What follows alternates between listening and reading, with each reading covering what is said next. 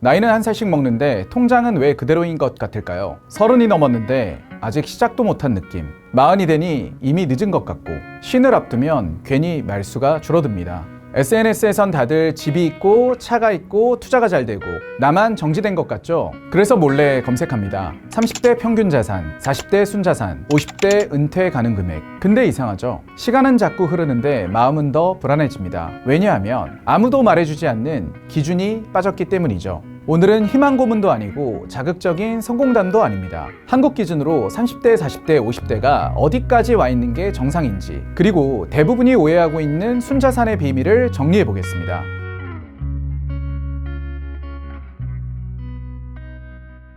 SNS나 유튜브를 보면요, 아무래도 연예인분들의 투자 성공 사례라던가, 그리고 오마카세라던가 굉장히 다양한 명품들을 소비하는 것들을 유튜브나 SNS 통해서 굉장히 많이 접하시다 보니까 우리가 열심히 모으는 자산에 대해서 내가 지금 모은 자산이 너무 작지 않나? 그리고 내가 목표로 하는 자산들은 남들에 비해서는 굉장히 초라한데 이렇게 지금 내가 열심히 모으는 게 의미가 있나? 라고 해서 많이 고민하시는 분들이 있을 것 같은데요. 제가 오늘 이 영상을 통해서 연령대별 평균 순자산이 실질적으로 조사된 자료가 있습니다. 국가에서 하는 2025년도 가계금융복지조사의 통계들을 활용해서 연령대별 평균 순자산에 대한 모습을 좀 보여드리고요. 그리고 1억, 3억, 5억, 10억에 따라서 어떻게 자산을 성장을 시켜야 되는지, 그리고 저는 그 자산에 대해서 어떤 생각을 갖고 있는지를 좀 편하게 말씀을 드려보도록 하겠습니다. 가계금융복지조사에 따르면요, 39세 이하 가구의 평균 순자산은 2억 4천만 원 정도입니다. 사실 2억 4천만 원 하니까 여러분들 좀 크게 느껴지실 수 있죠. 그런데 이 통계가 여러분들 가구 전체의 순자산이기 때문에 실제로 개인별로 나누게 되면은 더 적다고 봐주시면 좋을 것 같습니다. 맞벌이 가구를 예로 들어보면요, 맞벌이 가구 전체의 순자산이 39세 이하가 2억 4천만 원으로 잡혀있기 때문에 실질적으로 개별 순자산의 모습으로 보게 된다면 1억 2천만 원 수준인 것이고요. 40대 가구의 평균 순자산은 4억 8천만 원이라고 합니다. 그러면 개별로 나누게 되면 한 2억 4천만 원 정도가 될 거고요. 50대 가구의 평균 순자산의 모습은 5억 5천만 원이라고 합니다. 그렇다면 개별로 또 따지게 된다면 2억 중후반 정도의 평균 순자산의 모습이 되겠죠.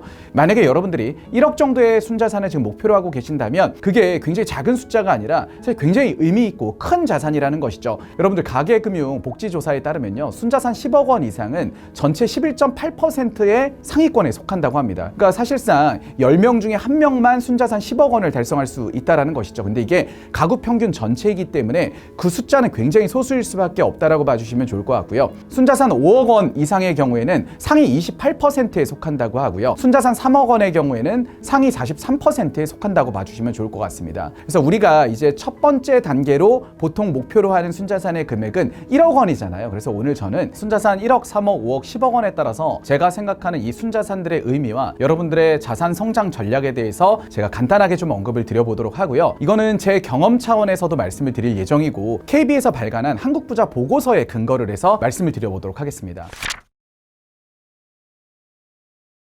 일단 여러분들 순자산 1억 원은요, 저는 매우 의미 있는 숫자라고 생각합니다. 왜냐하면 자산 배분을 할 수 있는 가장 기초적인 금액이라고 생각을 하고 있고요. 특히나 1억 원 정도가 되어야지만 이제야 자산 배분하는 의미도 좀 느끼실 수 있을 겁니다. 여러분들 한국부자 보고서에 따르면요, 이 부자분들이 부동산 그리고 금융자산의 비중을 55% 그리고 37.1%로 갖는다고 합니다. 물론 금융자산에는 예금, 적금을 포함해서 주식, 채권에 대한 아마 금융상품들도 다 포함이 되어 있는 걸로 제가 이해하고 있는데요. 일단 여러분들 1억 원을 기준으로 한번 부자들의 포트폴리오를 따라가 보도록 하겠습니다. 일단 1억 원에서 여러분들 55% 비중을 부동산에 투자한다면 약 5,500만 원이 되겠죠. 근데 여러분들 제가 처음에 경매, 공매, 그리고 신탁 공매, NPL과 같은 부실채권에 대한 투자들을 많이 했었는데요. 이때 제가 처음으로 종잣돈으로 삼았던 것이 한 3천만 원 정도였습니다. 근데 이제는 좀 부동산의 크기도 많이 커지고 또 물가들도 많이 올랐기 때문에 5천만 원 정도는 그래도 갖고 있다면 충분히 경매, 공매, 신탁 공매 와 관련한 투자들을 할 수가 있는데요. 1억 원 정도가 되면 우리가 50% 정도를 배분한다고 했을 때 5천만 원의 자금이 마련되기 때문에 충분히 경매 공매, 신탁 공매에 도전할 수 있는 자금의 크기가 되게 됩니다. 그러니까 충분히 자산 배분을 부동산으로도 할 수가 있다라는 것이죠. 거기다가 1억 원을 기준으로 해서 한 30%를 금융자산 비중으로 두시게 되면요, 여기에는 예금, 적금, 여러분들이 주식 투자를 하면서 다양하게 자산들을 이를 기반으로 이제 확장할 수 있을 겁니다. 그럼 나머지 20%가 남잖아요. 그럼 한국부자 보고서에서는 다양한 대체 투자를 하라고 써 있는데 저는 여기에 대해서는 조금 반대입니다. 아직 순자산 1억 원은요, 여러분들 이 돈을 더 강렬하게 불려야 되는 시기 시기라고 저는 생각을 하는 거죠. 지금 아직 우리가 금융적인 지식 그리고 부에 대한 지식들, 자산에 대한 지식들이 아직은 부족하기 때문에 가장 좀 쉽게 접근할 수 있는 부동산이나 금융자산 정도에서 80%의 포트폴리오를 확보를 하시기를 바라고요. 나머지 20%는 저는 여러분들의 미래를 위한 어떤 투자라던가 새로운 좀 공격적인 도전을 하시기를 바라겠습니다. 근데 그것도 좀 두렵다라고 하시면 10%로 축소해도 그건 개인에 따라서는 문제가 없을 거라고 생각합니다. 근데 저는 여러분들 이 20%의 공격적인 투자 부분에 있어서는 자산의 어떤 증식 목적도 너무 중요할 수 있겠지만 저는 오히려 여러분들이 미래 성장을 위한 배움을 가져가시기를 좀 진심으로 바라겠습니다. 여러분들 인생은 어차피 저는 굉장히 길다고 생각합니다. 우리가 5년 안에 부자가 되는 것도 좋고요. 10년 안에 부자가 되는 것도 좋고 하지만 저는 30년, 40년 안에 부자가 되는 것도 너무 좋다고 생각합니다. 그러면 여러분들 시간의 흐름에 따라서 내 능력이 성장을 하고 내 능력을 통해서 더 크게 업사이드를 가져가는 게 저는 굉장히 바람직하다고 생각을 하는데요. 20%의 자산 혹은 10%의 자산을 비상장 기업이라던가 내가 좋아하는 창업 아이템에 투자를 하거나 기회들을 발견하게 된다면 이걸 통해서 나는 다양한 간접 경험, 직접 경험들을 학습할 수가 있는 겁니다. 왜 제가 이런 생각을 하냐면요. 생각해보시면 8%의 복리 수익률로 2배를 만들려면 여러분들 한 9년 정도가 걸릴 수밖에 없습니다. 9년이 걸려도 좋고 저는 20년이 걸려도 좋다고 생각합니다. 그런데 중요한 건 뭐냐면요. 여러분들 이 9년이든 10년이든 20년이든 내가 그 사이에서 얼마나 많이 배우느냐에 따라서 다음 9년, 다음 10년의 크기가 달라질 수밖에 없습니다. 일반적으로는 보통 10%에서 20%의 자금도 저축을 하거나 혹은 안정적인 투자 수익을 통해서 자산을 확장하라는 조언들을 많이 들으셨을 것 같은데요. 저는 사실 그런 방식으로 성장은 안 했기 때문에 10%에서 20%의 자산은 이렇게 좀 활용하셨으면 좋겠다라는 생각을 좀 갖고 있습니다. 제가 그린램프 라이브러리라는 프리미엄 독서실 브랜드를 운영하는 아토스터디를 창업을 했었는데요. 이 회사의 자본금이 5천만 원 수준이었습니다. 그리고 더유식이라는 현재 종합숙박 솔루션 기업의 자본금 자체가 1억 원이었기 때문에 전 1억 원과 5천만 원으로 정말 작게는 600배,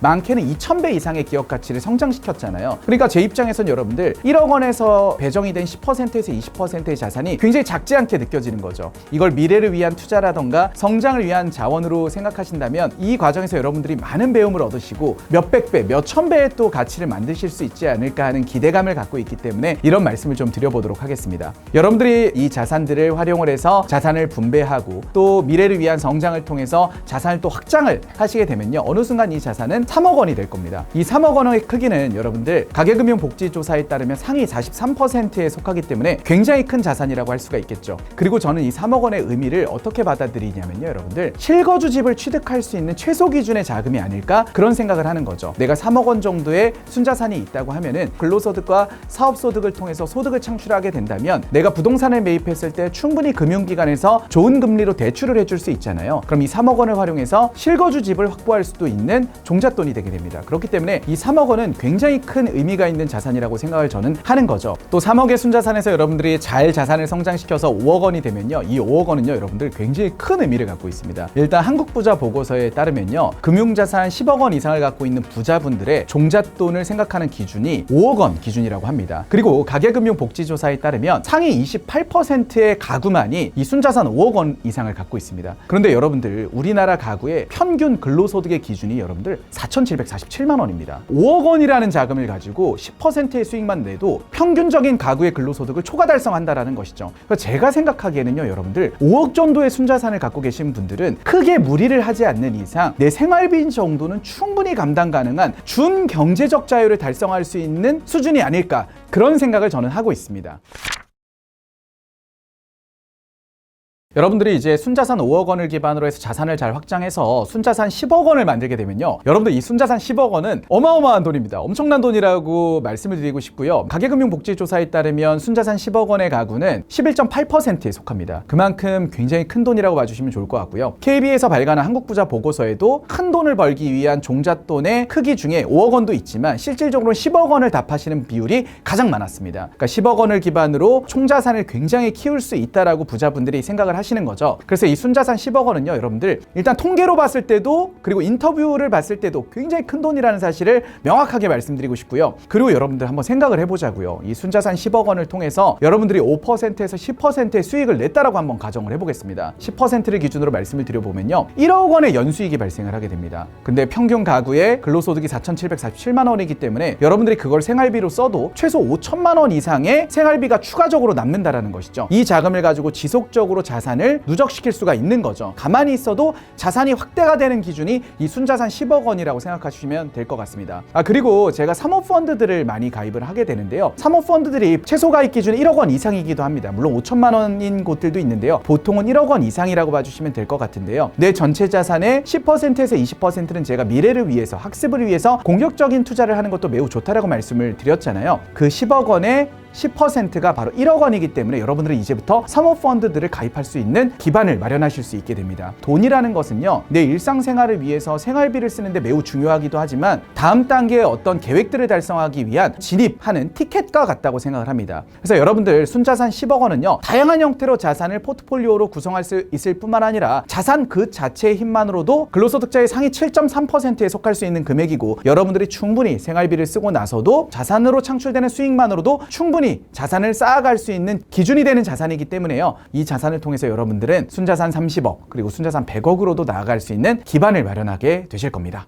여러분들, 제가 지금까지 순자산 1억, 3억, 5억, 10억 원의 어떤 기준과 의미, 그리고 이를 통해서 자산의 성장을 어떻게 가져가야 되는지에 대해서 좀 말씀을 드리게 되었는데요. 제가 여러분들 정말 말씀드리고 싶은 것은 1억, 3억, 5억, 10억을 만드는 과정에서 다양한 학습들을 이미 하셨을 거라고 생각하고요. 그리고 돈을 모으는 습관을 구축을 하셨을 거고, 돈을 모으는 근육 또한 이미 내재화했을 거라고 생각합니다. 저는 여기서 여러분들한테 명확하게 말씀드리고 싶습니다. 남들의 기준을 나에게 대입하려고 하지 마시고요. 여러분들이 이미 너무 잘 자산을 쌓아가고 있다 라는 전제하에 여러분들의 스타일을 더 강화하십시오. 그렇게 해서 여러분들의 성공 방정식을 구축하시길 바라겠습니다. 여러분들 100명의 부자가 있으면요, 100명의 성공 방정식이 전부 다 다를 수밖에 없습니다. 어느 정도의 기준은 분명히 존재하겠지만 각자만의 스타일이 전부 다 다르게 됩니다. 여러분들의 스타일을 강화하셔서요, 여러분들의 자산 확충을 만들어내십시오. 결국에 여러분들 자산의 확충이라는 것은 방향이 좋다라는 전제하에 시간에 따라서 자연스럽게 쌓이게 될 것입니다. 저는 13년 전만 하더라도요, 웰컴 크레딧 대부라고 하는 대부업체에서 200만 원 대출을 받아서 처음으로 사회생활을 시작을 했습니다. 군제대 이후에 돈이 정말 없었기 때문에 굉장히 힘든 시간이 있었어요.